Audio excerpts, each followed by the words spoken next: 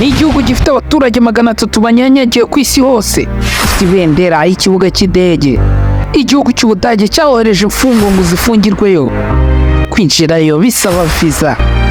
Turi saa 3 za mu gitondo mu mujyi wa London rwagati, bidusabye amasaha 2 yose ngo tugere ku nyanja yitwa Windy. Tugiye gusinyisha impapuro zitwemerera kwinjira mu gihugu cyitwa Sealand. Twinjiye mu bwato mu gihe cy'isaha irenga y'iminota mike, tugeze mu gihugu cyitwa Sealand.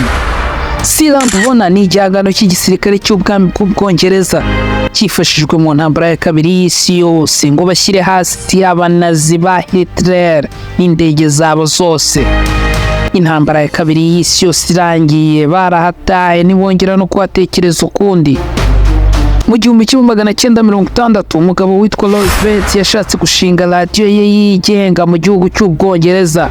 Gusa icyo gihe mu bwami bw'Ubwongereza ntibyari byemewe gushinga radiyo yigenga kubera ko hari BBC yonyine.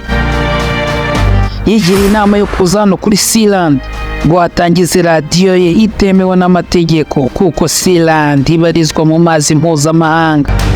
Ageze kuri Sealand yatekereje kabiri ati, nimba nje gushinga radiyo yanjye kuki ahubwo ntanashinga igihugu cyanjye kandi cyigenga.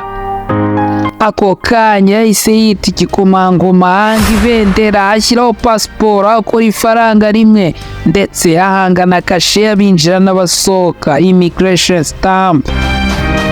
Igihugu gifite ibyumba 7, igikoni, icyumba cy'uruganiriro, ubwiherero, gym, chapelle yo gusengeramo ndetse na gereza. Bakoresha umuturiro uturuka ku mirasire y'izuba ndetse no ku muyaga. Bafite umusekirite waba amasaha 28 kuri 28.